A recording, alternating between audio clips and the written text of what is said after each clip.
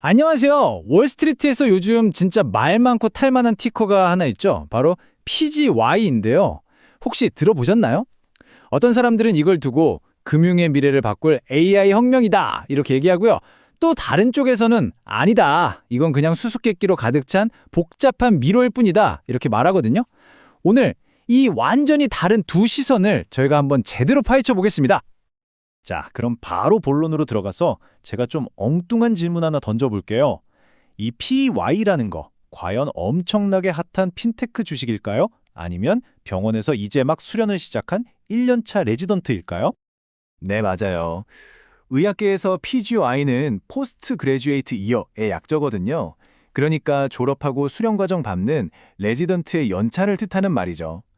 PGY 말이면 1년차, 뭐 이런 식으로요. 물론 이건 농담입니다. 하지만 오늘 우리가 제대로 뜯어볼 파가야 테크놀로지스를 둘러싼 논쟁이요. 이 농담만큼이나 진짜 복잡하고 흥미롭습니다. 자, 그럼 이제 진짜 파가야의 세계로 한번 뛰어들어 보시죠.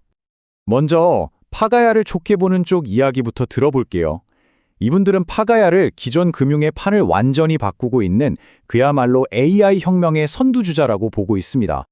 파가야의 사업 모델 사실 아주 명쾌해요. 여기 보시는 것처럼 딱 4단계로 이루어져 있거든요. 먼저 그냥 신용 점수만 보는 게 아니라 뭐 소비 패턴, 온라인 활동 같은 온갖 데이터를 싹 긁어 모읍니다.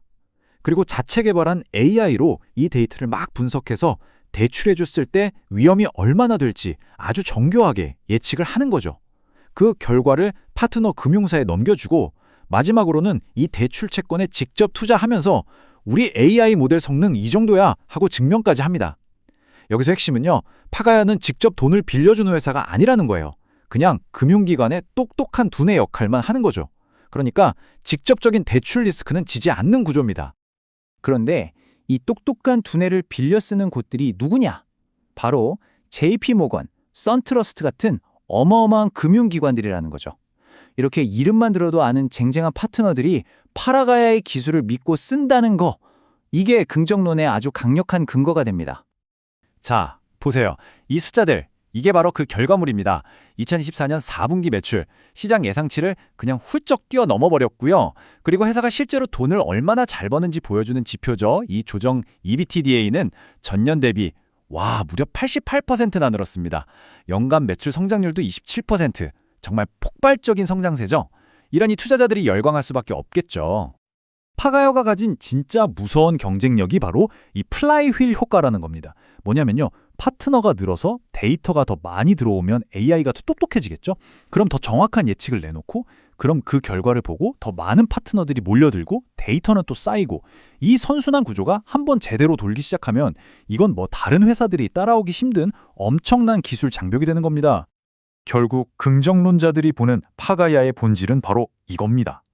기존의 낡은 시스템에서는 대출받기 어려웠던 사람들한테 AI 기술로 새로운 금융의 길을 열어주는 혁신적인 기업, 심지어 금융 소외계층을 돕는 사회적인 가치까지 만들고 있다는 거죠. 자, 그런데요. 이제부터 이야기의 분위기를 180도 바꿔보겠습니다.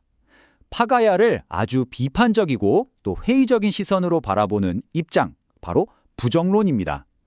이 사람들한테 파가야는 혁명이 아니라 아주 복잡하고 위험천만한 금융 미로일 뿐이에요. 어느 금융 분석가는 아예 이렇게 딱 잘라 말했습니다. 나는 이 회사에 투자 안 합니다. 왜냐하면 물음표가 너무 많거든요. 이 한마디가 부정론의 핵심을 아주 그냥 제대로 보여주죠.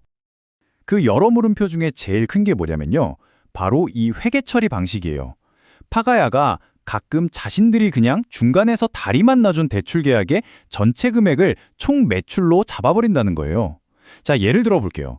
100억짜리 대출을 연결해주고 수수료를 1억을 받았다고 쳐요. 그럼 원래 순매출은 1억이 맞잖아요. 그런데 총 매출은 100억으로 잡힐 수도 있다는 거죠. 당연히 매출이 엄청나게 뻥튀기 되어 보일 수 있다는 지적이 나올 수밖에 없고요. 이렇게 되면 우리가 주식 가치를 따질 때 흔히 쓰는 PSR, 그러니까 주가 매출 비율 같은 지표들이 완전히 왜곡될 수 있는 겁니다. 자, 이 슬라이드는 또 다른 의문을 던집니다. 파가야가 돈을 어디에 쓰나 뜯어봤더니 매출의 무려 88%가 판매나 일반 관리비로 나가요. 근데 정작 이 회사의 핵심 기술인 AI 연구개발에 쓰는 돈은 고작 7%밖에 안 됩니다. 글쎄요, 이걸 과연 혁신적인 기술 기ром이라고 볼 수 있을까요? 근본적인 질문이 나오는 지점이죠. 부정론자들은 이 밖에도 위험 신호가 한두 개가 아니라고 지적해요. 정식 IPO가 아니라 스펙으로 우회 상장한 점, 또 주가를 띄우려고 12대1 주식 병합까지 한 점, 그리고 회사 자산의 거의 60%를 자기들이 중개한 대출 채권을 묶어서 만든 금융상품, 이 자산유동화증권, ABS로 갖고 있다는 것도 잠재적인 폭탄으로 보는 거죠. 심지어 아이스버그 리서치 같은 유명한 공매도 세력의 공격 타겟이 되기도 했고요. 마지막으로 이 모든 기술의 핵심인 AI 자체가 블랙박스라는 문제입니다. 그러니까 AI가 도대체 무슨 근거로 어떤 사람은 신용이 좋다고 하고 어떤 사람은 나쁘다고 하는지 그 결정 과정을 100% 투명하게 설명하기가 어렵다는 거예요. 이건 나중에 규제 당국하고 문제가 생길 수도 있고 파트너 금융사와의 신뢰 문제로 터질 수도 있는 잠재적 리스크인 셈이죠. 자, 이렇게 완전히 다른 두 가지 이야기를 모두 들어봤습니다. 한쪽에서는 장밋빛 미래를 그리고 다른 한쪽에서는 짙은 안개 속이라고 말하죠. 그렇다면 우리 투자자들은 이 복잡하기 짝이 없는 퍼즐을 도대체 어떻게 풀어야 할까요?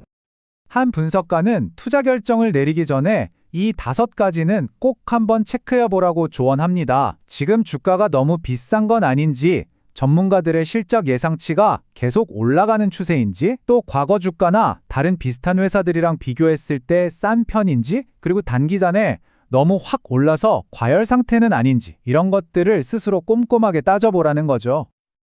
그리고 이 슬라이드를 한번 보세요. 이 긍정론과 부정론이 시장에서 얼마나 치열하게 줄다리기를 하고 있는지 진짜 생생하게 보입니다. 2월 11일에 공매도 보고서가 터져서 주가가 확 빠졌는데 딱 이틀 뒤에 예상을 뛰어넘는 실적을 발표해서 바로 급등해버렸죠. 그리고 최근에는 해밀턴 어드바이저스라는 기관 투자자가 3분기에 주당 약 $29라는 가격에 새로 들어오기도 했습니다. 이건 뭐 말 그대로 전쟁터가 따로 없어요. 이 가치평가, 즉 밸류에이션 논쟁이 바로 이 딜레마의 핵심입니다. 긍정론자들은 봐라, 업계 평균보다 훨씬 낮은 선행 PSR 1.57배다. 이건 아직도 싸다. 이렇게 말해요. 근데 부정론자들은 잠깐만, 그 PSR 계산에 들어가는 매출 자체가 아까 말한 총매출 방식으로 뻥튀기 됐을 수 있는데 그 숫자를 어떻게 그대로 믿냐고 반박하는 거죠. 똑같은 지표 하나를 두고도 완전히 다른 해석을 내놓고 있는 겁니다.